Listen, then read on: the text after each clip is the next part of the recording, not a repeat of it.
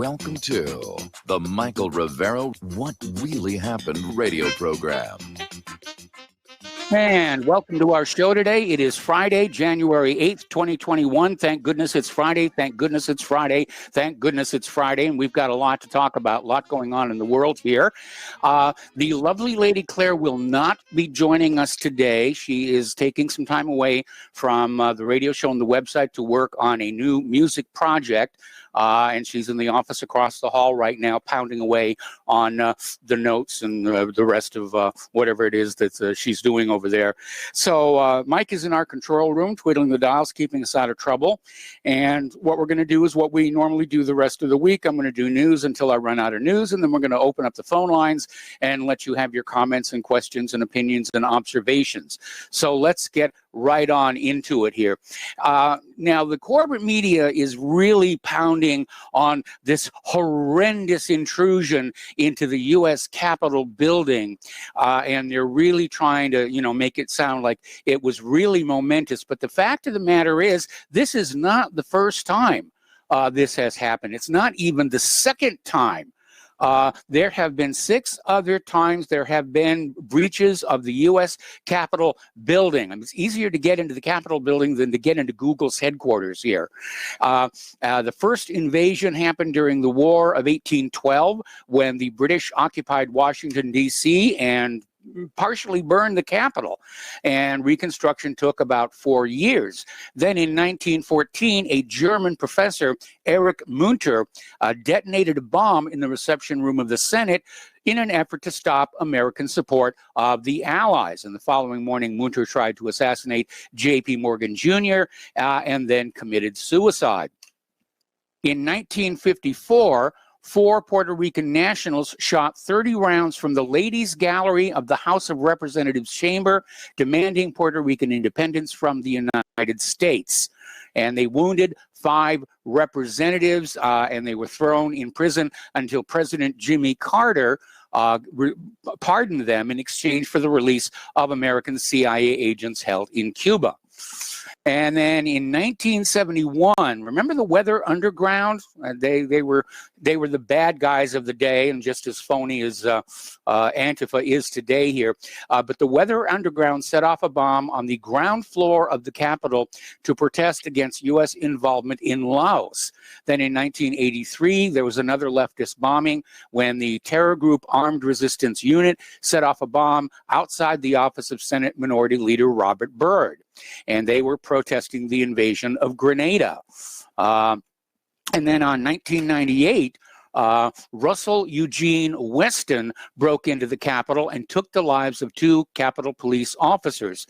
His motive remains unknown here.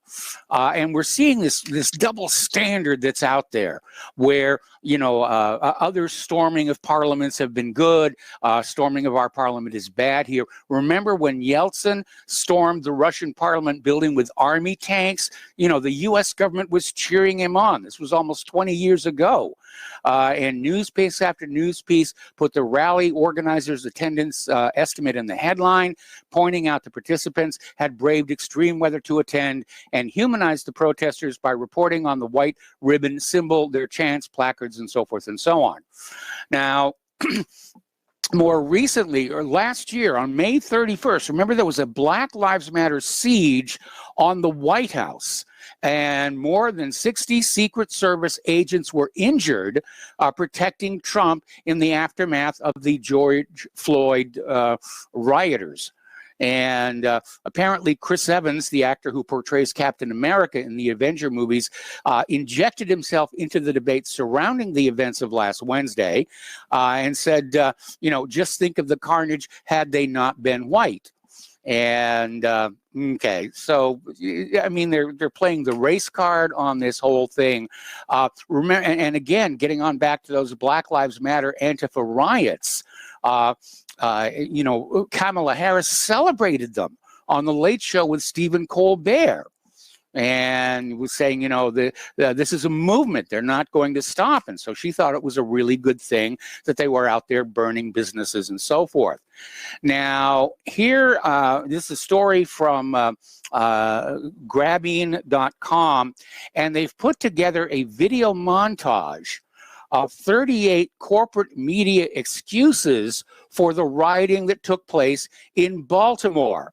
And they would begin all these stories where, you know, there's never an excuse for violence, but, and then they would go on through and say, oh, you know, it's the mass unemployment, it's white supremacy, it's this, and, you know, they're justified in doing what they're doing. So the media's double standard and hypocrisy is fully on display. So they have, the police have arrested about 100 people, the protesters. They've put out a wanted montage for some of the other people who got into the Capitol building. I noticed that Viking Man didn't make the cut. His picture is not there, which raises suspicions as to who he really represented there. And prosecutors are talking about jail time. And unfortunately, Trump's Monuments Act is going to backfire. Now, he basically wrote that targeting Black Lives Matter for tearing down all the monuments and statues and placards across the country. But the same law now applies to the people who broke into the Capitol building and caused damage there. And we're looking at 10-year prison sentences. And meanwhile, the Department of Justice has not ruled out the possibility of criminally charging President Donald Trump for supposedly inciting the riot in the nation's capital this last week. Of course, if you go back and you look at his video presentation, he didn't say anything about violence. He said peaceful, peaceful, peaceful, peaceful.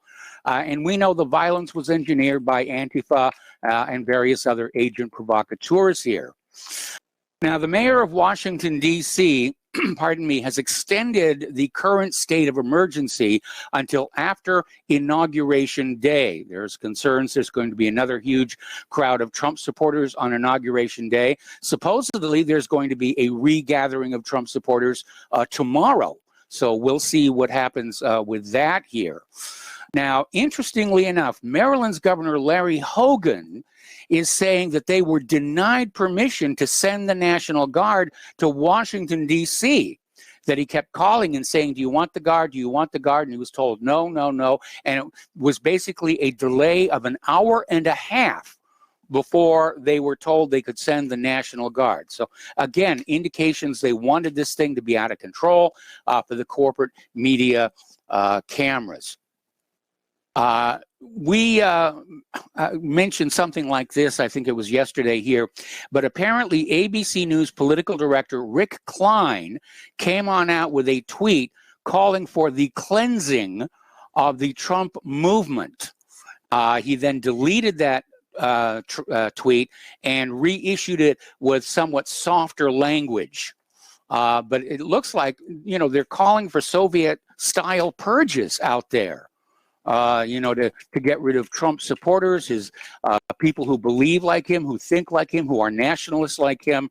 And again, if there's one thing that happened on Wednesday, not just in Washington, D.C., but several state capitals, huge crowd showed up, and it had to just absolutely scare the deep state, you know, in a total panic. I mean, this election steal may have put Biden in the White House, but it was a totally botched up job because everybody knows what happened. Polls are showing slightly more than half of Americans know the election was rigged. 30% of Democrats think the election was rigged.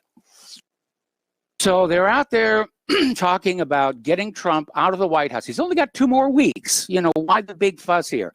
Nancy Pelosi is saying that after the armed insurrection, and by the way, none of the protesters had arms, she's calling for the House to impeach Trump again if Vice President Mike Pence does not remove the president under the 25th Amendment.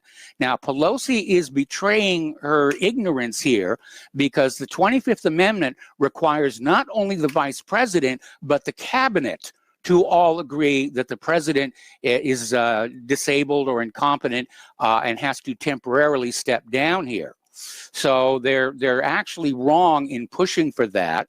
and the people on the president's cabinet who don't approve of what's been going on here, they've already said no, they're not going to go along with invoking the 25th Amendment.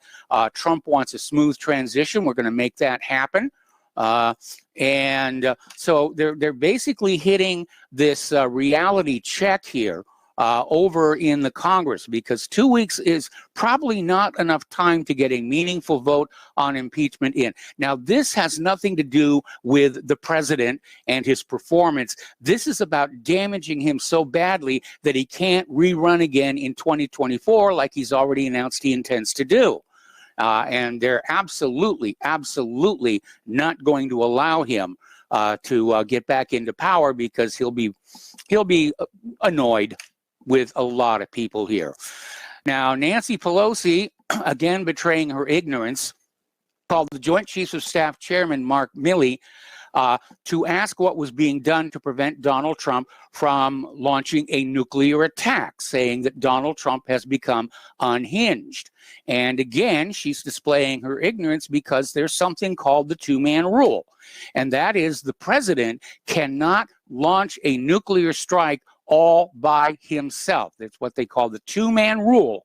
There has to be a second individual in national command authority who will say, yes, I concur with the president to launch a nuclear first strike. Of course, if we're attacked first, yes, the president does have the authority to launch missiles in return, but that's hardly the act of an unhinged individual here. Michelle Obama is out there and basically, again, condemning President Trump's role in kindling the dangerous and violent protests on Wednesday. And she's calling on the tech giants to permanently ban Donald Trump. They don't want him even reaching out to his fans after he's left office. They're literally trying to wall him up and wall him away from the American people and from his supporters. That's how scared they are of this firestorm that they've started here in the streets of America here. Now, Facebook has already banned Trump's account until at least Inauguration Day. Mark Zuckerberg is out there saying Trump used their platform to incite violent insurrection. No, he never said violent. And he's, against a democratically elected government, ignoring the election fraud. Twitter may come on board with that as well. Now, YouTube has announced they will strike and take down channels posting new videos with any claims about the U.S. election being fraudulent. They've already declared these are all false claims. The election was totally 100% honest and transparent, and you people are just being wacko tinfoil hat wearing conspiracy theorists, and they're going to take down any videos calling the honesty of the election into question. The policy is effective immediately. So over at blabber.buzz, they're asking a very cogent question. If social media blacklisting of the president is legal, why don't they shut down radical progressives as well? And we know there's been a lot of hate mongering, from the left on social media, but social media seems to be okay with that. Over on Cheryl Atkinson's website, she has an article about this battle going on for our information online, and pointing out this didn't just begin in the weeks before the 2020 election. Those of us who spend a lot of time on the net and the independent media know it's actually been going on for a long time, but it was very low key and most people were not aware of it. Well, they're certainly aware of it right now. Anyway, just got a comment from the control room here.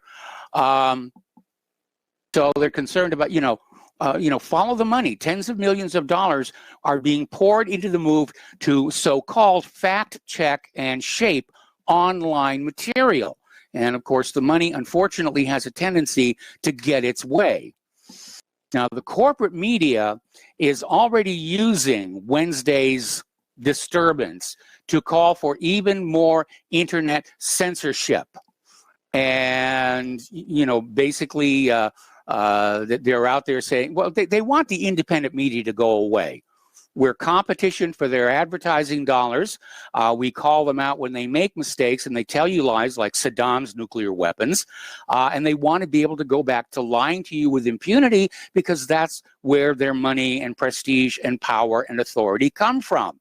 You know, selling the government's agenda to an unwary public. Of course, I don't think the public skepticism is going to wane anytime soon. Now, Edward Snowden came on out reacting to the news that Facebook is banning Donald Trump, warning that giving such power to social media platforms is setting a very dangerous precedent, and certainly it is. And he's basically saying this is a turning point in the battle for control over digital speech. And, you know, I'm sure if the social media were banning liberal commentary, they'd be screaming bloody murder. But as long as it's only conservatives who are being censored, they're perfectly happy with it. First Amendment be gosh darned. Now, Donald Trump has said he will not attend Biden's inauguration, and apparently he's flying out of town the day before, so his last flight is going to be on Air Force One here, but he's not going to be at the inauguration, and frankly, I don't blame him one tiny bit. You know, he doesn't want to legitimize Biden's illegitimate presidency here. Now, Mike Pence is going to go to the inauguration, and we don't know exactly what Pence was offered to ignore the obvious fraud, probably something a little bit tastier than what the Supreme Court justices were. But again, you know, you hear all these people saying, "Oh, well, you know, the courts ruled the evidence was, you know, not valid." They never looked at the evidence.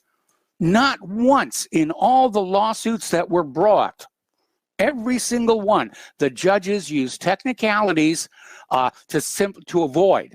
That's why I'm going to call the Supreme Court from now on justices see no evil, hear no evil, and speak no evil. Now, getting on to COVID-19, Joe Biden is going to release all the available vaccine stock. This is a break from the Trump administration policy of holding back a stock for a second dose. And so Biden is going to basically put that out there and just count on the vaccine manufacturers to make up the shortfall down the road here. Over in Iran, Supreme Leader Ayatollah Ali Khamenei is prohibiting the importation of any COVID vaccines from Britain or the United States, questioning their efficacy and suggesting developers might be willing to test their drugs on foreign nationals. Well, after the Tuskegee syphilis study, he certainly has grounds for concern. So he basically said imports of U.S. and British vaccines into the country are forbidden. They're completely untrustworthy. It's not unlikely they would want to contaminate other nations. That's what the United States was accusing China of. So it's not entirely unreasonable suspicion. All right, we're getting mixed signals about this South African COVID variant.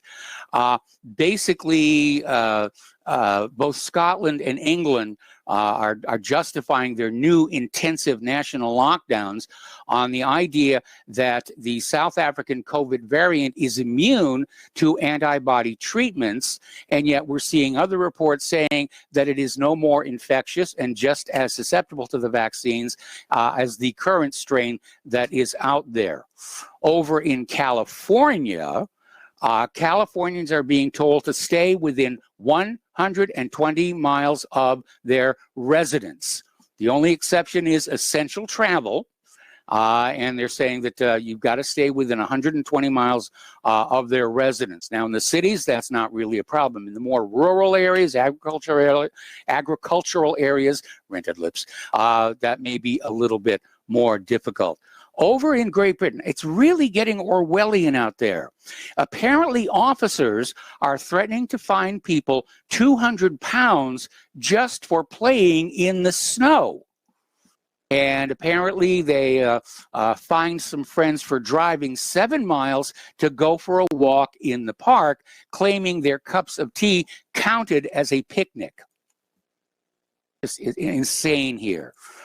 All right, we got to take a break here for commercials. We're going to be back with more news after these people's words.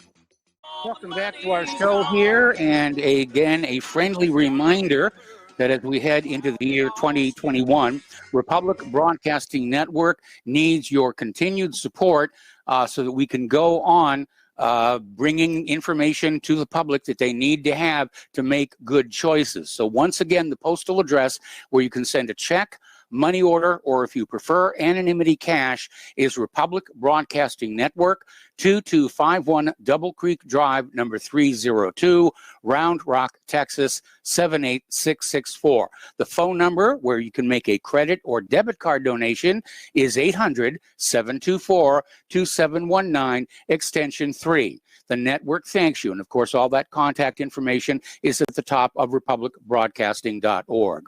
All right, so we're talking about COVID-19.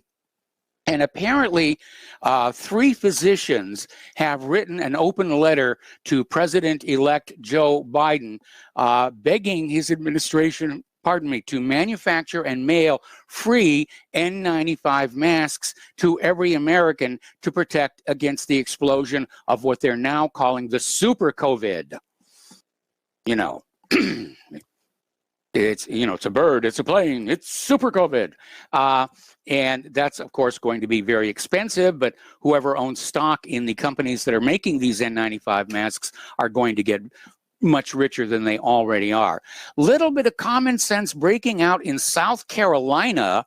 They're considering legislation that would ban mandatory vaccines statewide. You would have to voluntarily accept it, and if you didn't want to, you don't have to. We heard yesterday other resolutions are being passed to prevent discrimination on the basis of your vaccine status, which I think is a very good thing as well.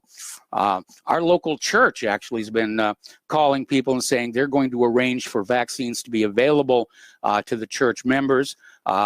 Claire bowed out because she's got allergies and common sense. I'm not going to let that needle in anywhere near me here. All right, there's a little story coming out of greatgameindia.com. And according to a peer-reviewed study published in a respected journal, Bill Gates' DTP vaccine killed 10 times more African girls than the disease itself. Apparently, the vaccine compromised their immune systems, and apparently no previous study on this was done. And Bill Gates and the Vaccine Alliance and World Health Organization pushed the vaccine on unsuspecting African babies. And we've seen this before. Back in 1976, the swine flu vaccine killed 50 times as many people as the swine flu itself did. Now, the DTP vaccine is one of the combined vaccines against diphtheria, whooping cough, and tetanus. And one of the problems you have with combined vaccines is they're initially tested separately. Clinical trials are separate, but they don't know how these vaccines interact with each other once they're mixed together. Anyway, again, another disaster, a vaccine disaster over in Africa. We have been hearing stories about how Israel is trying to interfere with the Palestinians getting the COVID vaccine, but it turns out the Palestinians aren't that upset because they're afraid the Israelis are going to use COVID vaccine as a covert means to sterilize them. And we have seen that done before, also in Africa. So they're basically saying, well, we'll take our chances with the disease here. Now, South Korea, this is an interesting story. South Korean researchers have designed an inflatable negative pressure ward for isolating and treating patients with infectious diseases like COVID-19. And it's really a very cool design. There's an inflatable outer frame that's obviously positive pressure to hold it up, but the inner chamber is kept at a lower than atmospheric pressure. So if there's a leak, no pathogens can get out. So it's got this unique ventilation system that creates both positive and negative pressure at the same time. And they're saying basically it will cost a fifth of the price of building a conventional hospital ward. So very clever of them for doing that.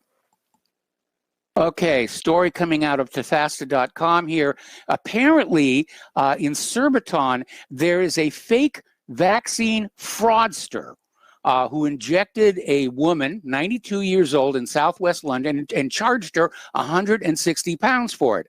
And police are desperate to find this guy because, you know, his victims all think they've been vaccinated. You know, there's an obvious concern there. Over in California, they've restricted EMS services because they have a shortage of oxygen. And again, socialism at work, there's always shortages and a two-class system of haves and have-nots. Okay, we got to take another break for commercials, and we will be right back. Welcome back to our show here. And earlier in this week, I made a comment about how mammograms were found to be causing more cancers than they detected because of the exposure to x-rays. And they, you know, for a while they were saying you should get a mammogram every single year, and they finally realized that was actually not a very smart thing to do here. But it looks like there's a new technology on the horizon, courtesy of a company called Optosonics in Oriental, North Carolina. And what they do is they're using what's called the photoacoustic effect, which is the generation of sound from light absorption, and they create high-resolution 3D images of the network of blood vessels inside the breast tissue.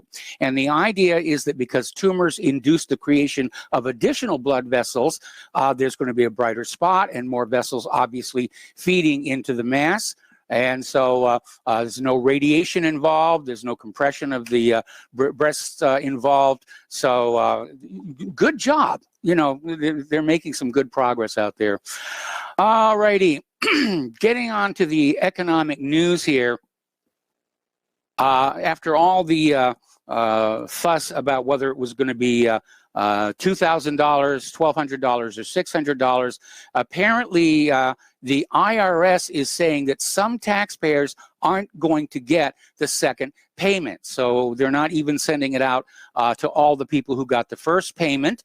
You know, if you, unfortunately, the payment website over at the IRS is unreachable. Meanwhile, there's another story. I mean, just how badly they have botched this. Apparently, the IRS sent millions of stimulus payment direct deposits to the wrong bank accounts. And it's just a huge, huge mess over there. Now, one of the things that we're going to see under the encroaching liberalism is an increase in taxes, because that's, you know, as night follows the day, that's what happens when the Democrats have power. And businesses in New York are looking at a $9 billion with a B dollar tax increase. And this is on top of the financial hardships caused by the pandemic and the lockdowns and the masks. And it's like, you know, what more can they take away from us? We're down to the bare bones. Our skeletons have already been picked clean. Now, JP Morgan is predicting that Bitcoin could rise as high as $146,000. They are withholding comment on silver. And so, again, you know, you should have some metals in your portfolio here. Getting to the international news here, the European Union is maintaining its engagement with all of Venezuela's political actors, including Juan Guaido and other representatives of the National Assembly elected in 2015, which is still the subject of much debate down there. But the EU is not treating Guaido as president of Venezuela. They're maintaining cordial relations. But again, Venezuela's election was as crooked as our recent one here. Iraq has issued an arrest warrant for Trump over the Soleimani killing. They issued it yesterday in connection with the killing of the Iranian general. It was issued by a judge in Baghdad's investigative court tasked with probing the Washington-directed drone strike that killed Soleimani and Abu Mahdi al-Mohandes, according to the court's media office. They were killed outside the capital's airport last January, year ago. So Of course, I don't think we have an extradition treaty with Iraq, and I seriously doubt the United States. I don't know. Nancy Pelosi would. Nancy Pelosi would crate up Donald Trump and ship him to Iraq, you know, if she had the chance to do that. Meanwhile, over in central Mali, about 100 civilians have been killed in airstrikes in that country. I don't know what this horrible addiction to war and violence is. All righty. Now, there has been some tantalizing photos of China's new stealth bomber. It was shown in a video. It was mostly covered by a giant tarp. The shape is very reminiscent of the American B-2 stealth bomber. They probably copied a lot of the design features. But China is modernizing its forces with stealth fighters and hypersonic weapons. Now, late last year, China was expected to unveil the Xi'an H-20 supersonic stealth bomber, doubling the country's striking range. It didn't happen, but apparently they're starting to tease with videos about what's going on.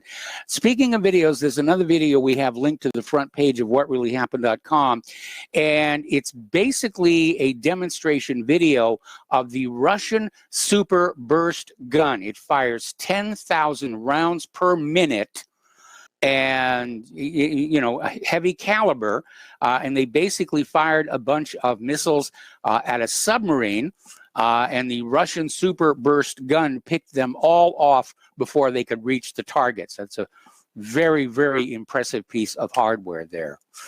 Now, the commander overseeing our nation's nuclear arsenal is in high dudgeon against Joe Biden because Biden is talking about an immediate $1.2 trillion cut from the nuclear weapon modernization program. And so Admiral Charles Richard, the head of Strategic Command, is out there saying you cannot life extend the Minuteman III. We need something new. You know, in response to China and Russia advancing their nuclear threats toward the United States of America. Let's see. All righty. Joe Biden's nominee for the Department of Homeland Security is likely to get Senate approval. And apparently that's Cuban-born immigrant Alejandro Mayorkas, and he's very much an open borders kind of guy. And apparently, you know, he has been involved in delivering green cards to political allies and opposing enforcement of all of the nation's immigration laws. So all of those illegal immigrants lining up at our borders, they knew what was coming here. And we have yet another phony minority exploiting the situation for political gain here. Natasha Lycia Orabanan, who's senior counsel at the Latino Justice Puerto Rican Legal Defense and Education Fund, claimed she was Puerto Rican and Colombian. Now, it says that Bannon's family, in fact, arrived in the United States from Ireland, Italy, and Russia, and she was born in Georgia. She's actually a white woman posing as a Latina. Her excuse is she has a right to choose her cultural identity. That's the newest excuse. We, you know, instead of transgenderism, it's transculturalism. So let's all declare ourselves to be the same ethnic group, and there'll be no more ethnic tensions anywhere in the United States of America. By golly, I think I've solved a major problem here. A little word to the wise for those who shop at thrift stores, and that includes Claire and I. Apparently in Virginia, a teenager was killed by a grenade that was purchased at a thrift store. Apparently somebody had it as a souvenir, didn't realize it was still live, donated it to the thrift store. This kid bought it and unfortunately pulled the pin. So, you know, be very, very careful of anything like that, you know, and make sure that it's actually disarmed, you know, before bad thing happens here. Getting into the world of computers and so forth, MailChimp has joined the long list of tech companies that are censoring and deplatforming dissent. Now, MailChimp is one of the biggest providers for newsletter services, okay? You basically send them one newsletter and an address list, and they will forward it out without being accused of spamming. Everybody probably receives email sent through MailChimp every single day. But if those emails are coming from conservatives, maybe you won't get them. Apparently, MailChimp has been cutting off access to people who send newsletters that MailChimp staff don't agree with politically. So again, it is out of control. It is really out of control. There is a spam campaign that targeted over 100,000 users every day over Christmas and New Year's, and it's seen this malware, Emotet, secure its spot as the most prolific malware threat. And the cybersecurity company Checkpoint suggests that Emotet was used to target 7% of organizations around the world during December. Now, Emotet has been active since 2014, and it's regularly being updated by its criminals in order to maintain its effectiveness. Now, the malware started life as a banking Trojan, but it's now much more than that, providing a complete backdoor onto compromised machines, which can then be sold to other cyber criminals to infect with additional malware, including ransomware. It's big business out there. It is really, really big business out there. Okay, we're going to go ahead and open up the phone lines. Area code 512-248-8252. So call on in and let us know how you feel about all the craziness that's going on. Meanwhile, getting on back to the science news here, SpaceX, their Starship SN9, passed the tests of its Raptor engines, signaling they could have a test launch tomorrow, only a month after its predecessor made that unfortunate crash landing and exploded on the launch pad. So I wish them a lot of luck. They're doing really good work over there. And getting on to some other things here. Apparently, Biden is reaffirming his dedication to free community colleges because they are liberal indoctrination centers, which we knew was kind of that way even when I went back to college a long time ago. Edward Snowden we talked about him before, Facebook officially silencing the President of the United States. This is a turning point in the battle over digital speech. Now, as the protesters in Washington, D.C. are being identified, they are losing their jobs. And we're talking about like a teacher, real estate agent, attorney. They're suspended or being fired. Now, I don't agree with the ones who committed the violence, but the ones who committed the violence were there to do exactly that, to discredit the peaceful demonstrators. And I don't think the peaceful demonstrators should lose their job over, their First Amendment right to peacefully assemble and petition the government for redress of grievances. Now, not a lot of corporate media coverage has been devoted to the Air Force veteran who was shot and killed at the Capitol building, but their corporate media is lionizing this one police officer who was injured when he was hit by a thrown fire extinguisher, and his name and picture are all over the TV, and it says, oh, it was a horrible person here. Mortgage rates have hit another record low with a 30-year mortgage at 2.65%. That's just amazing, absolutely amazing. If anybody had any money, we'd be buying houses. Okay. Now, do you remember the photo of the man who was in the Capitol building in Nancy Pelosi's office, and he had his foot up on her desk?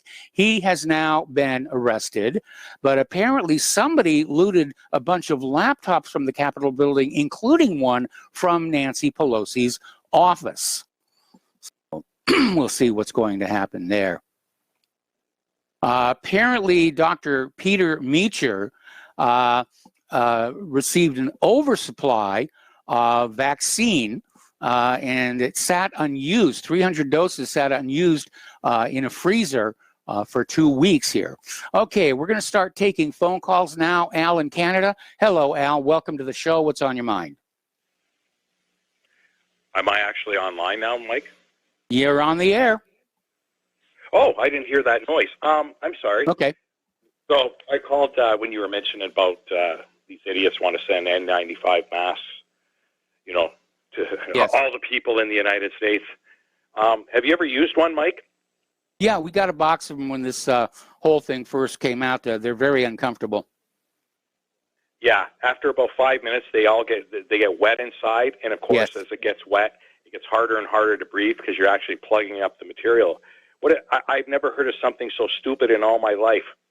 They will go unused. It's a total and utter waste of money, and it's not going to stop anything. Period. Yes. Up here in Canada and Quebec on Saturday, they're going into a curfew from 8 at night till 5 in the morning. You're not supposed to leave your residence. Okay, who's buying wristwatches for the COVID virus?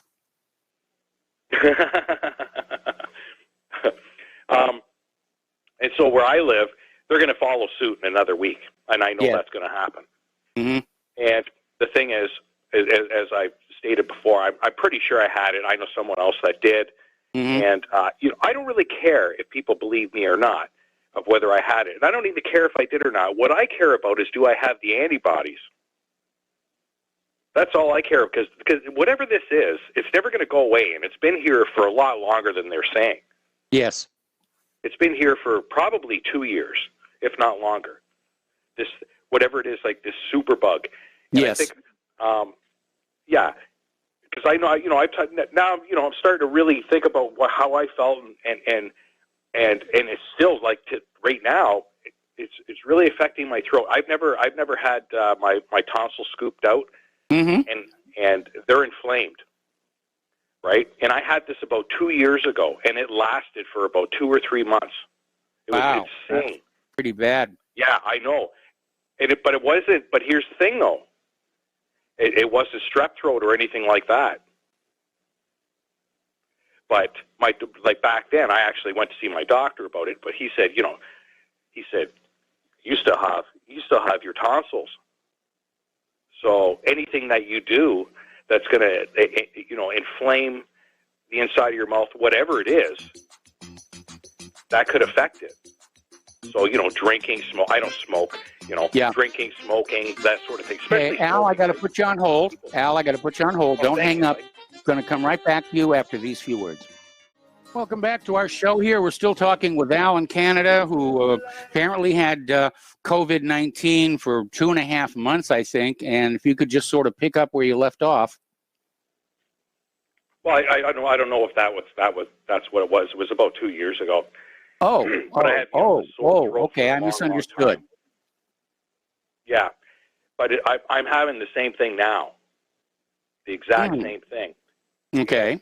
Back then, when I went to see my doctor and that, they did a swab and they sent it in, and we don't know what it is. What? We don't know. We don't know what it is. We can give you antibiotics. They said, so what you want to do is soup up my immune system, so that whatever this is could become even more, contagious and really hurtful for the community. Now think about that, Mike. Yeah. We adapt to our surroundings, and so do viruses. Yes. So does bacteria. So they're putting out these. How long ago did they start this Project Warp Speed? Well, first part of last year here, but even before that, I mean, there's been concern raised about overuse of antibiotics leading to superbugs. Well, that's been going on for a long time. They, triclosan, they've been putting that in that Zit cream like 35 years ago, and now they're putting it in dish soaps and hand soaps and all that jazz. I was warned about this like 40 years ago from my doctor. When I was a teenager, and I did have strep throat, and I never finished the antibiotics. And 3 weeks later, I'm back in there again. Right? He really reamed me out, and he actually explained this sort of thing to me. And a lot of people don't understand this. When you start tinkering with this stuff, you're going to cause adverse reactions to what you're tinkering with. So Yes. it could be our DNA, it could be us, or it could be what's attacking us. So you know what I'm submitting right now, that this quote-unquote superbug is a superbug because they started trying to find some way to, I guess, lessen the symptoms of it or whatever, because, you know, that vaccination is not a real vaccination. No, it's isn't. not an attenuated virus, right? It's palliative care. Yeah, yeah, exactly. It's one of those things. What did Trump refer to them as? Oh, Jesus. You know, something you take if you're sick, right? But it's not going to cure you. Yeah, so anyway, that's all they're promising the vaccine will do is reduce the symptoms if you catch the disease. Yeah. You know, that's not what a vaccine is supposed to do. No. So they're really moving these goalposts, especially with the WHO, that actually redefined what herd immunity means. Yes. So, I mean, it doesn't take a genius to see all these little things that they're doing, and basically they've been making this up as they've gone along. And they have been. There's no question about it. Oh, masks won't help. Well, masks will help. Well, this isn't transmitted through the air. Well, it is transmitted through the air. Well, this can't live on surfaces. Well, it can live on surfaces. If these people actually had an education, they would have known this. And they knew it. Yeah. And they did know it. They were being told what to do. It's like all these videos and shit that have come out. Even up here in Canada, our own health minister, and the province that I live in, says, you know, they only read what's put in front of them. What? Okay, well, Al, I got to let you go. Anyways, Mike, I've had way more than enough time. I appreciate it. Thank you very much. All right, we've got it. We got to take a break for station identification. More callers when we come back. Welcome back to our show, hour number 2. And as I mentioned at the top of the show, the lovely Lady Claire will not be joining us today. She's taking a break away from the radio and the website to focus on a new music project, which she's working on in the office across the hall here. So let's go back to the phones here to Mo in Florida. Hello, Mo. Welcome to the show. What's on your mind today? Hi, Mike. Hi. How you doing? Doing okay. It's critical time in history, isn't it? Yes, it is. I can't believe it. Everything you've been talking about, and a lot of people have, well, not that many people have actually watching it happen. But I have a question. But I'd like to make a comment on the previous caller when he was sick. You know, I haven't really talked about this to too many people, but my father died in November of 2018. He was 98 years old. And I was so sick, Mike. I was 2,000 miles away. I was ready to go. I had my tickets and my suit ready to go and just crushed. And I was so sick, Mike. I've never been that sick in my life. I thought I was really going to die. Just respiratory. So this kind of reminded me of that guy was saying, so I know this thing, which is just the flu, some kind of variant of the flu. It was long before they came up with this COVID BS, which has never been isolated, as you know. Yes. But I mean, I can totally relate with this previous caller because I've never had anything like this in my life, ever. I really didn't think I was going to make it. And I had all the complications. I missed my father's funeral. So, I mean, I've never been that sick. That's tough. Yeah. I mean, I couldn't get out of bed, Mike. I was just every symptom of the COVID, which was just I had a lot of respiratory illnesses in my age, but I've never had anything like this. I told my wife, hey, check the life insurance. Make sure I paid all the. Yep. It was bad. It was really bad. But anyways, I just want to go along with that caller because I totally understand. I think there's a lot of people that were, that have encountered it earlier. But my thought on the so-called insurrection or storming of the Bastille, whatever these idiots are trying to call parallel. it. I got. Yeah, terrorists. 70% of the country are terrorists. I don't know. But, my thinking is this thing didn't happen. It wasn't an impromptu thing. People planned. People came from, all over the world. I mean, they came from every state. They had plans. They had to get their RVs, hotel reservations. The Capitol Police, they knew this was coming. The Department of Homeland Security, which, is a totally corrupt thing. It's, you know what that's about, obviously. You've talked about it enough. They knew this was coming. My question to you is this. Trump, being where he is, with all his advisors, General Flynn's, whatever, advisors, he had to know. All he had to do was say, listen, when he had those huge crowds, what was it, 1 million, Mike? Yeah, more than 1 million. I think it's the biggest crowd ever, wasn't it? It could be. We don't have an accurate number yet, but, I did save some pictures, showing the size of the crowd here. Of course, the corporate media, every time they showed the protesters, it was a narrow angle from low down, so you couldn't really see how many there were. Well, I know some people who went, and it was just amazing. But anyways, whatever it was, 500,000, 2 million, I don't know. All Trump had to do when he gave his speech, and I watched it, is say, listen, there will be agent provocateurs when we go to the Capitol building. Do not enter. Be peaceful. If you want, light a candle, say a prayer. But do not, anybody that tries to break in or cause violence is an Antifa, George Soros-sponsored Black Lives Matter BS. That's all he had to say, Mike. Yeah, and then he would have been labeled as paranoid by Nancy Pelosi and Chuck Schumer. Well, who cares what they think? They wouldn't have had to use. They wouldn't have had to use these bad optics to now everybody. I think that goofy Keith Olbermann. I don't watch mainstream media ever, but I just went online somewhere where somebody said Olbermann was talking about, making every Trump supporter a legitimate target. I mean, okay. Well, I'm saying if they had he played right into this spider's web, and why did he? He's either stupid or he did it intentionally. I don't know, Mike. Why wouldn't he if he just said, do not enter the Capitol building, cause no violence, or this will be used against us. And anybody that causes violence will be, Antifa. That's all he had to say. Trump really didn't need to say that, because we in the independent media have been making that point for weeks ahead of this event, saying, there are going to be agent provocateurs. They're going to try and cause a ruckus in order to make the Trump supporters look bad. And of course, the last efforts to undo the election fraud collapsed, with that riot, which is exactly why they staged it.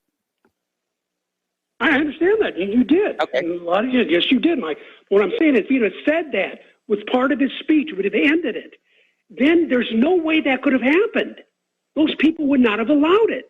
Then they would have had this excuse. It's their Pearl Harbor. It's their little Pearl Harbor. Mm-hmm. They fell right into it. They said, now that's all you see on the mainstream media, I'm sure, is just, Trump supporters, terrorists, white supremacist terrorists, Trump supporters. Yeah, all 80 million of us, or 100 million. And I'm not even a Trump supporter. More than that, they're saying that Trump incited the riot. And they're talking about charging him with that after he's out of office. Well, then, Mike, I know if you were up there, or if I was up there, we would have known this. Listen, do not. This is a setup. This could be a setup. Yep. Nobody go into the Capitol building. Do not cause violence, or this will be used against us. And if anybody does, then there's the false flag. That's all he had to say, Mike. For him not to say that almost makes me think he's in on it. I don't think he's in on it. I think that he just wanted to stay focused on the issue of election fraud, but he did not put out a call to violence, and yet that's what the corporate media is trying to say his speech was. But he had to be warned of it, Mike. He had to know this was a possibility. How many false flags can you see? I mean, somebody with a 75 IQ could have seen this coming. Especially when you have advisors. Anyways, Mike, I don't know. That's not critical thinking if you're Trump. That's not being playing. That's not even playing half a G chess. That's playing chimp chess. If you ask me, and something's wrong, Mike. I smell a rat. It's checkers. Yeah, it's checkers without all the pieces. Yeah, I agree. I don't know, Mike. Something's wrong. Something smells, but I don't want to stay on very long because we got a lot of callers. So yes, I do. I just wanted your thoughts on that. If any other callers have any comments, because something's wrong with that. Okay, Mike. Thanks a lot. All right. Thanks an awful lot. We're going to switch over to Jeff in Saratoga. Jeff, thank you for waiting. What's on your mind today? Hey, Mike. How you doing? I'm doing fine. Long-time listener. Yep. I got a point to make about the election, the ballots. Okay. I need for you to blow holes into this for me. Something seems so simple to me. Our government has a way of impregnating watermarks within top secret papers, anything that they want to keep track of. Yes. Why can't they take that, impregnate watermarks into each state's ballots with personalized ID numbers for each state, and then the states are responsible for forwarding their ballots that have already been federally watermarked with the state's ID number, stamping them with each one of the counties within each one of the individual states. It's not going to stop fraud, but boy, it's sure going to be able to drop a hammer right on where problems lay. And well, it's a good idea. There's only one thing wrong with that, and that is that the states maintain it is up to them how the ballots will be printed. And one of the reasons that Trump dropped his election integrity commission was that every time they went into a state, the local election officials said, you've got no business here. It's a states' right issue. And the same thing would happen if they went in and said that you've got to use a watermarked ballot there. The other problem, the Supreme Court actually did rule that presidential elections are federal elections, and therefore the government should have jurisdiction within the state's election system. But it's unfortunately not been upheld. And the fact of the matter is, as much money is put in to steal an election, they might be able to forge the watermarks. If they were able to see the watermarks, but that's just it. That's the beauty of it. They can actually impregnate that watermark to where it can't be read. They have special equipment that reads that watermark. So, for instance, the government creates the ballots at a federal level. Each state has a personalized ID number, and they have a matching watermark ID number on the envelope.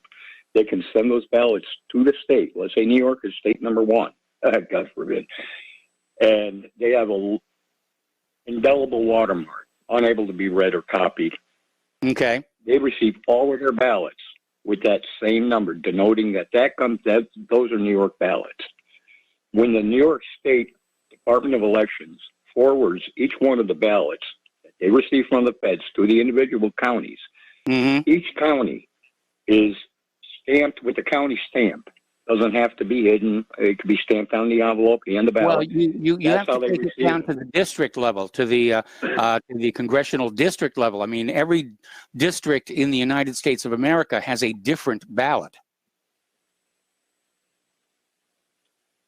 I understand, but why couldn't you watermark? It doesn't matter what kind of ballot that they would actually receive. And they would have to be processed through a central watermarking system.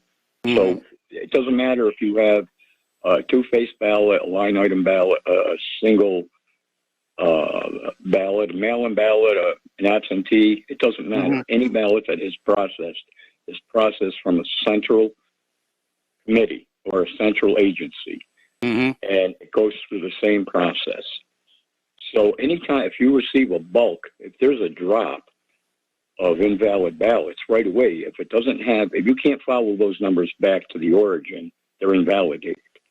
If they don't have the watermarks, if they don't have the ID watermarks impregnated, they're invalidated. If the county, which has received hypothetically 10,000 ballots, returns back 15,000 ballots, well, you're going to be able to ID issues right away. You're not going to stop the whole flood of fraud, but it will be at least a start. I hate to think that there's got to be something that's got to be done.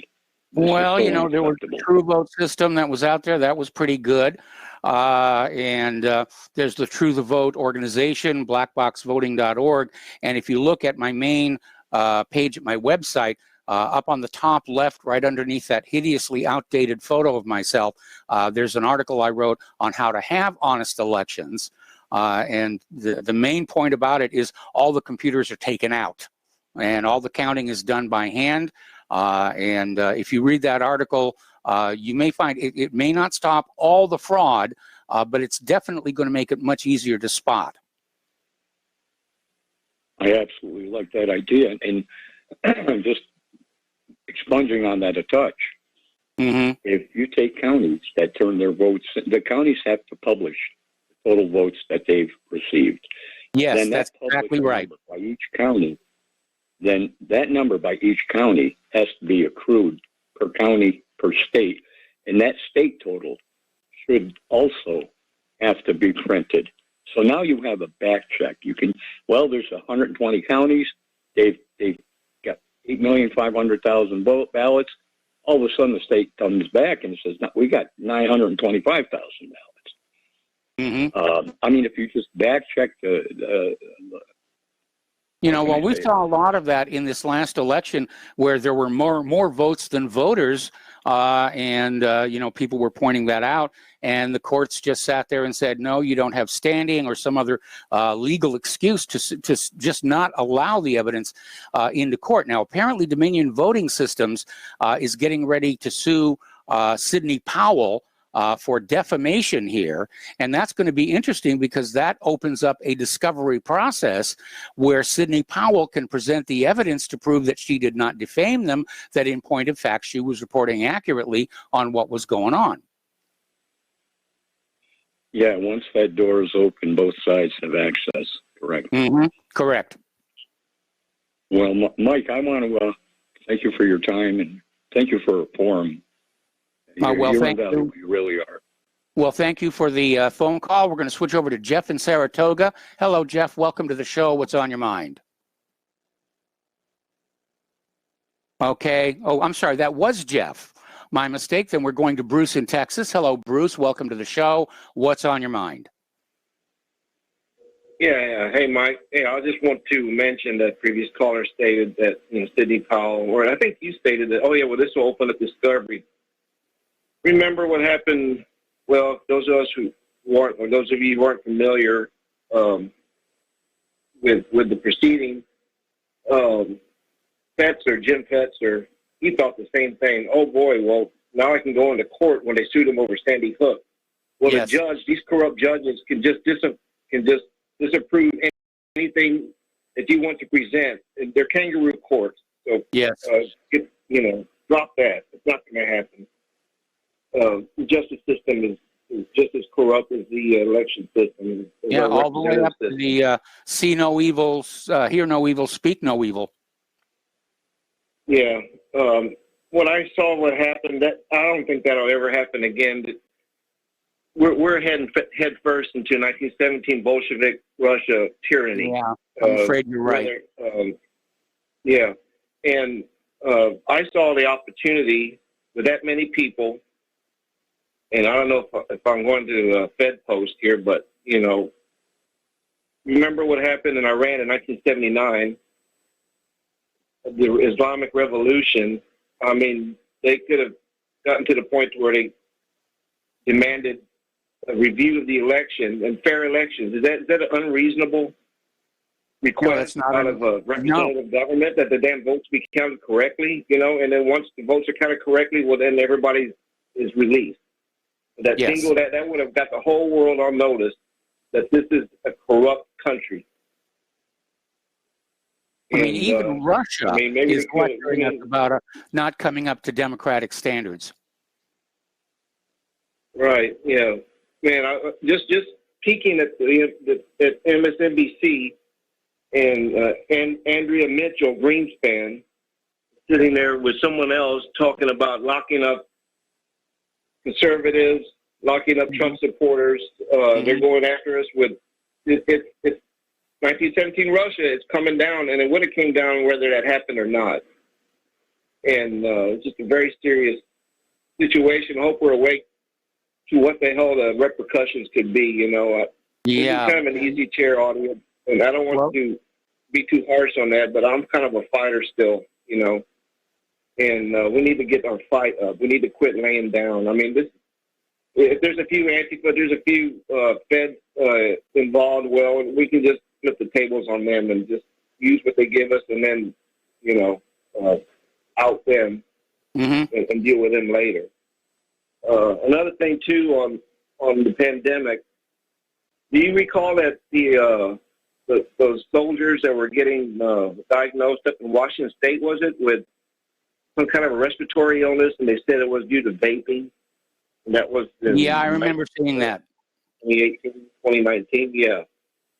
And so it could have been that it was accidentally released into the United States. And so how do you do plausible deniability? How do you wash that up? Well, you plant it on another country, and then you say it's a bioweapon from them. You say it's a China flu, you know. Mm-hmm. I had the stuff myself. I recovered from it. It wasn't like anything else I ever had.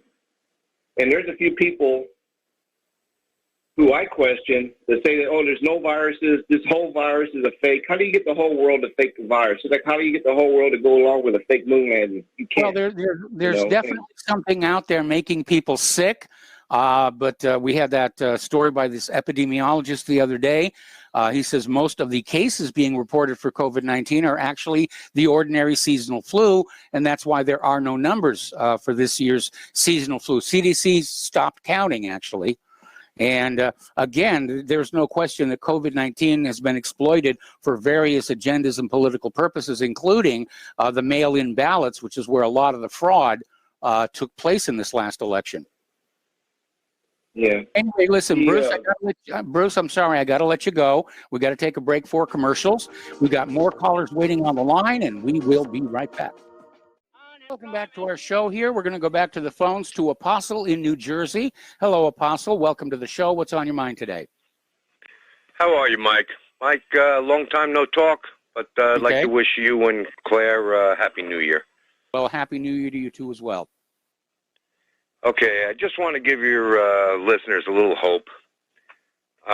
Did you notice that Congress right now is in a panic to impeach? Yes. Well, I don't know if you know this or not, but DNI Radcliffe, he sent the election report to Congress 2 hours after the vote to elect Biden, which was supposedly needed to be handed in on December 18th, but they held it off.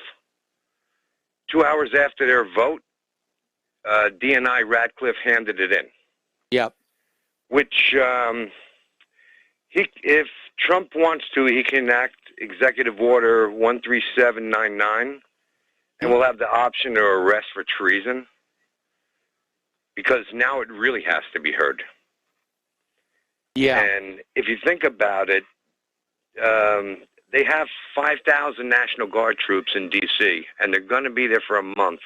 Yes. So Trump really has everything on his side here to actually stop all this fraud that it incurred. Well, you know, I hear what you're saying. You're the voice of optimism here.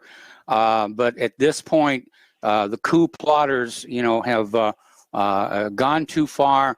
They're going to do whatever it takes to consolidate their hold on power, up to and including assassinating Trump if they need to. And I'm afraid they're going to come down really hard on all American people because of the scare they got last Wednesday. Again, I'm sure the majority of the people that stormed that thing were all Antifa and Black Lives Matter. They were. I mean, it was a false flag. There's no question there. But I'm not talking about the people who stormed the Capitol building. I'm talking about the million people standing in the streets around them, not to mention several state capitals. It's okay. I mean, I can see FBI Director Wray not doing a thing, whatever, but wanting to imprison every Trump supporter there is on the planet. But basically right now, talking about locking up half the country. Right. Actually, Trump got to see who's behind him and who's not. Yes. And if he does get reelected due to fraud, I can guarantee you that probably Pence will not be his vice president. It'll probably be Flynn. Well, I would love it if things worked out the way that you suggest, but I, unfortunately, am not optimistic about this. Well, I'm just throwing it at you, Mike. Whatever. Okay. But again, there's still a glimmer of hope in there. So you know what? Don't give up the fight, because you know what? Your freedoms have been abused. We've all been abused. You know, absolutely. And the abuse is going to continue. All right. Well, thank you for the phone call there. And we're going to switch over to Mike in California. And Mike, I'm going to have to take you through the next commercial break. What's on your mind? Hey, Mike, did that guy just say that the people who went into the D.C. Capitol was Black Lives Matter and Antifa? Yeah, they were bussed in. They had chartered buses and a police escort. The people who went in? I mean, there was like one or two people that were identified as, like, previously as Antifa, like the guy with the horns on the head or whatever. Yes. But the vast majority of them weren't. It was like 90, at least like, I would say like 98% weren't. I mean, yeah, sure, maybe some of them were, but this is always the thing with conservatives. They'll say, if they get accused of something, what do? They always they do what the left does, but like 10 years later. So like conservatives will say, you know, the left will be like, oh, you know, gay marriage, all that, and then the conservatives 10 years later, what are they doing? I mean, they're totally for it. They just were 10 years late to doing what the left does, and they always cuck to the left. You know, now I think there's trans conservatives now or whatever. They don't conserve anything. All they do is they give in to the left, and they just delay it by like 10 years or something. And I see this happening now when they talk about the people who got no law and order all summer long, and they're not allowed to air their grievances on social media. They're not allowed to even have a protest. I mean, unless they're like, it depends what it is. Like if you have a protest where you're talking about wrong things, like Charlottesville, which was really just to keep some heritage up, the statue, and it was just people that were talking in a park. That was it. And then the FBI saw that, or the whoever, deep state, whatever you call it, and they said, okay, we're going to tell these evil white racist Nazis or whatever other words to exit through the crowd of the other protesters, and they created the whole thing. Yeah, they did. They did. Mike, I got to put you on hold. Yep. Got to put you on hold. Don't hang up. I'm going to come right back to you after this commercial break. Welcome back to our show. Here we're talking with Mike in California. And Mike, getting on back to the presence of agent provocateurs at Wednesday's demonstration, there were somewhere around 1 million people there. So you could safely say that 99% of them were there peacefully. And that still leaves you a large number of potential agent provocateurs. And as I did mention, there is video of these Antifa being bussed in chartered buses with a police escort. There's another video showing the police literally opening the barricades and allowing them to pass. So this thing was definitely a classic false flag operation designed to destroy Trump and embarrass his supporters and basically shove through the Biden presidency.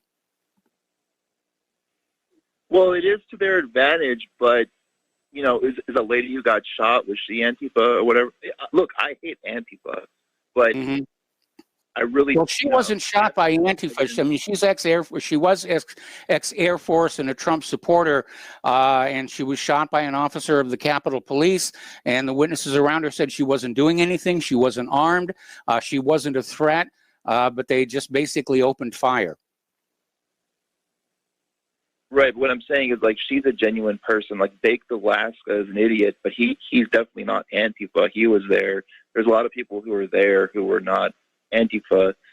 So, like, yeah, there's a lot of people who got caught up in the excitement and emotion of the moment and followed the agent provocateurs into the Capitol building, and that was stupid on their part not to realize they were being set up.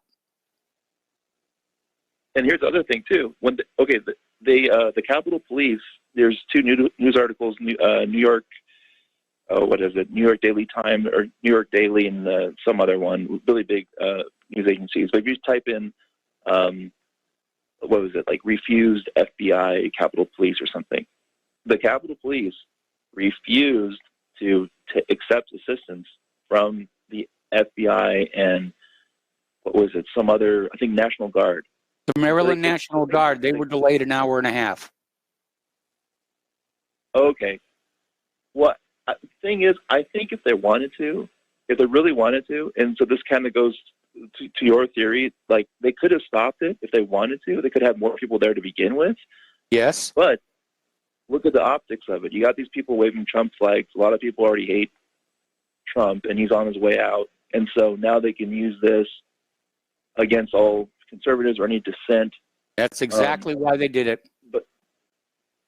Right. But just think of this. What if they didn't have Trump flags? What if they had, like, some flags that said, give us our $2,000 or something? They would be heroes. Mm-hmm. Because everybody is already, if that's a populist sentiment, everyone's already getting screwed. Well, we don't know what signs were in the crowd. There may well have been signs about, give us our money. And, you generally in a crowd that size, you have all kinds of different agendas being represented. But I didn't really scan the signs in the photos I have of the crowd because they're very wide angle to show the size of the crowd. But they might have been there. But certainly the stated purpose of this protest march Wednesday was to protest the very obviously stolen election. Right. Well, a lot of people would be right behind them and supporting them if it was for like the $2,000 or something. A lot of people on the left or whatever would say, "Hey, I wish we were there doing it, for this reason," and that's something that everyone could get behind. Well, could have, should have, would have, to paraphrase Hillary Clinton. No, things, they got suckered in, by these agent provocateurs. Anyway, Mike, I'm going to let you go here because we're getting short on time and we've got a lot of callers. So let's switch over to Peter in Los Angeles. Hello, Peter. Thank you for waiting. What's on your mind today? I sympathize a lot with what Mike said, but listen, $2,000, I'd gladly give up $2,000 to make sure that the vote was sacrosanct. And that's the issue here. Yes, it is. The issue also, Mike, is that Trump failed. You said it from the beginning. He didn't fire everybody he needed to fire. Didn't clean out all the Obama people. This is a guy that could not and never did identify his enemies, which is why all of them, every one of them, betrayed him. Every one of them. And even then, what we handed... You should have been listening to my show 3 years ago. Yeah, exactly. If Mike, we handed the guy, obviously it was a totally fraudulent election. Yes. I believe that Trump won in a landslide, but we delivered him a landslide. We delivered this guy a landslide. And what did he do with it? Well, you and I and everybody... I didn't even get a Christmas card from him this year. Yeah, but Mike, you've been talking about it since day one. So have I. So have half the people on your show about how this is going to be a rigged election. And we've been talking about it for 4 years. Yes. And we handed this guy a landslide. And he so mismanaged it that we're left with nothing. No, things are going to get worse. And yes, and the biggest reason is this guy doesn't see the enemy for what it is, and this is a guy that and it's clear now who it is. It's the media. It's the media billionaires, the Jewish media billionaires, the bankers. You know who they are, and the secret police, who turned in the results of the investigation after the election was certified. Yes, how bloody convenient. A point of after. It's all these people work together, and look at him. It wasn't even the same day. He got completely. A president can't go on TV, can't go on Twitter, can't go on Facebook. You can't criticize the election. These guys are dictators. It's the media billionaires. They're all Jewish. It may be a coincidence, but I don't think so. But nevertheless, look what they're doing. You can't even criticize the fact that, and say on any kind of media, get any airtime anywhere if you talk about a fraudulent election, a stinking fraudulent election, the worst ever. Yes. And they're the ones that immediately shut him up. And they're unfortunately... They set the narrative when you're talking about the 60 people injured, Secret Service people defending the White House against a violent Antifa BLM. They didn't say a word about that. This is a nonviolent crew who got shot by a violent Capitol Police. They shouldn't have been there, but they weren't being violent. They weren't burning or looting or beating or shooting or whatever, stealing, like Black Lives Matter and Antifa has done for 6 months. And the media, look at the way the media treats it, and look who's all of us now are being branded as white supremacist terrorists. Yeah. And they'll never allow the Trump group to be reconstituted in any way. That's why they hated Trump to begin with, because it was sort of the germination of a white identity politically, and they will not allow that at all. Their goal is to get us the hell out of here. What do you think?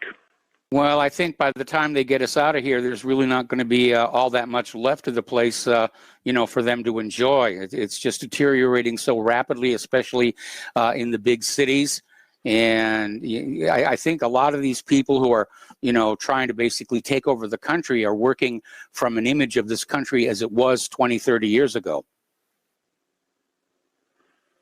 Well, I'm telling it's the media people. It's the people that will allow this Ashley Babbitt to put all sorts of scurrilous stuff on her, and allow that, and allow anything to be said against us, but nothing about a fraudulent election or the way that has to be changed. If we don't change that, we're through. And if we march on anybody, it shouldn't be Congress, who are just their paid minions. We should be marching on the networks and the people, the billionaires have homes, and we should be stringing those people up. They should be hung like Mussolini in the square in Milan. That's how they deserve to go. Yes. Well, anyways, actually, Sorry, Mike. No, I was about to make a comment, but it was not appropriate, so please continue. Well, hey, listen, it's a time for inappropriate comments. And who's to say it's inappropriate? Again, they're what's saying it. They're the ones that set the parameters. Yes. They can say anything they want about us, but we have to worry about, is it appropriate? Come on. They just stole the election. Look what they're doing. Yes. The president can't get on Twitter. And they're framing what's appropriate and what's not. We can't put up with this shit. We cannot allow them. Don't you curse on this here radio. Parameters of what can be said and not said. We can't allow them to set the boundaries and who can be criticized and what you can talk about and what can you question and what can you not question. And they are. And that's the core of everything. No, you're absolutely right. We have to change it, and so that's it for me, Mike. Thanks very much. All right, thanks an awful lot. We're going to switch over to Tom in Florida. Hello, Tom. Welcome to the show. What's on your mind tonight? Yeah, good day, Michael. Listen, Peter was right on the money. I don't think too many calls can top that one. Peter was right on. And Mike, before I get into rambling and rolling here, let me say, look what Trump did for the Afro-American vote in Georgia. 97% of the Afro-American women voted for the Democrats. No matter what you do, I told you, I don't care if you give them each $1 million in a briefcase, they'll still say the Republicans bad, even though Abraham Lincoln was a Republican. The Democrats, Joe Biden is the biggest racist as anybody that's going to be sitting in the presidency. He was on Newsmax for 90 minutes yesterday. They had a whole documentary about Joe Biden and his son Hunter. It was an amazing documentary. But you think any of these leftist people will watch that kind of stuff on the truth? They don't want to hear the truth, Mike. They absolutely don't want to hear the truth. They don't want to hear the truth. They're brainwashed. All these college kids are brainwashed. They're a bunch of minions, imbeciles. They're minnows. And upon getting ate up by the largemouth bass. But here's what's going on, Mike. This guy, John James in Michigan, could not win the Senate seat in Michigan, but you have a communist Bolshevik, full-blown communist in that guy, Warnock, who is a senator now and sitting in the Senate of the United States Congress. Can you imagine that, Mike? A guy like John James who went and fought for this country, okay? He couldn't make it, but this guy Warnock, who's been praising Fidel Castro, communism all over. This guy is a senator of the United States, and that Ossoff is another. But, Mike, I've been saying this, and you've been saying it. Mike, we agree. This is all about illegal immigration. Trump blew the card 2 years ago when that mayor in Oakland got away, which he got away with, giving them a heads up. That should have never been allowed, Trump. And Trump should have arrested that mayor and that governor and every one of them. When he signaled that he was weak on that, that's when now you see him pounce. They pounced on Trump here, Mike, right here in the Capitol. They're pouncing all over him because what happened with immigration, Mike. That's what it's all mainly about. Look, there's going to be 12, 15 million more illegals. Now they're going to be Democrat voters, Mike. Look what Peter said. This is unbelievable. They're trying to annihilate any white male over 40 years old. If you're 40 years old or better, and you're not in bed with the Antifa and all these leftist communist Bolsheviks, you're a dead man. Over that limit. You're like having. Well, Mike, like I said, I'm just telling you how I feel. They want to get rid of all us white Anglo males, Northern European stock. Anybody's over 40, they're going after us. And if we don't take up arms against them, and we don't stop this insurgency of these, like Peter was just saying, who's controlling these banks and these criminal bankers and all that. I mean, there's some great ones, but most of them are hateful. They'll never forget what Hitler. Hitler was. Look, let's tell who Hitler was, Mike. What was Hitler? None of these kids know who Hitler was. They don't think he was born in Germany. He was an Austrian who his father was. You know what, Mike? Yep. Talk the truth about Hitler. I want somebody to really tell me who Adolf Hitler's father was. Okay, calm down, Tom. Calm down. Take a Valium. Well, Mike, I'm a little upset because I see what's going to happen in this country. Mike, they've overtaken us. I mean, they're already. It's going to get horrific, Mike. Yep. You got backstabbers. Look at that Pence and all these backstabbers stabbing Trump all in the back. Look, Donald Trump did not tell none of those people to go into that Capitol and tear that Capitol up. That was not Donald Trump. Donald Trump said, go there peacefully and stay out of the Capitol, but protest, scream with your bullhorns, whatever you got to do. But he did not give the order to go attack the Capitol. This is a filthy lie by the Zog media. Yes, they're filthy, low-life bull. And, Mike, you know what it is? Nobody's talking about? Over 500,000 devil worshippers and witches put a hoax on Trump to take him out. This thing, all these evil Bolsheviks that are using witchcraft against President Trump. They're using witchcraft by probably in the millions against this guy. And I got another prediction, Mike. I guarantee you, Putin is sitting back. I got a prediction. You keep messing around in 2 years with Russia, Biden, we're in a nuclear war. And he's going to drop an EMP on our ass. You watch, Mike. We're going to get an EMP hit by the Russians or the Koreans. And I'm telling you, this is bad situation what they have done to Trump. It'll be blamed on Iran. You read my mind, Mike. You read my mind. They're going to start blaming on the Middle East, and it's going to be the Russians. This is something like Charlton Heston in the movie The Planet of the Apes. This is insanity. This is insanity what's happened to this country, Mike. And you know what? Let's look at this, Mike. Like I said, Michigan, Donald Trump, that state should have been months before the election. Donald Trump should have went in there and made sure that those Dominion machines couldn't get away with this fraud. He should have made sure that these mayors and these governors and these blue states got arrested for sanctuary cities. Okay, Tom, no way. Trump. Okay, Tom, got to calm down a little bit. And I'm going to have to let you go because we're running out of time and we got phone lines are full here right now. So thank you for the call. And we're going to go to Terry in California. Hello, Terry. Welcome to the show. What's on your mind? Hey, Mike. Tom's got to be careful not to fall in the trap that they want us to fall into. That is divide and conquer. I think he bordered on that a couple times. But I called up to respectfully disagree with you, if you don't mind. Okay. We've all seen the Soviet Union fall, and I think we're going to fall for the same reason. We got overextended too much. With us, it's mostly self-induced, though, with the money people. And I think the recovery is going to be totally different, because I've heard you talk about, when we come back, we should put this in our Constitution and all this sort of thing, like it's going to be a peaceful thing, like we're going to be able to start over like the Russians did after the communists went out. Yes. I think this is going to be the opposite. As soon as this country falls, we're going to be flooded with communists. I mean, the communists are on their way in now, not on their way out like they were in the Soviet Union. And we're going to be locked down. I mean, totally locked down. That's definitely that's what a given because, Wednesday's demonstrations in D.C. and the state capitals, I'm sure it's scared the heck out of the deep state and their pet politicians, and they're all going to be in lockstep to just get us so locked down, just out of sheer terror that we might actually want to revolt in the very, very near future. Well, okay, that's pretty much it for me. I'll let you get on to the next caller then. Thanks. All right, well, thank you. And we have another James. This one is in Vancouver. So, James, welcome to the show, and what is on your mind?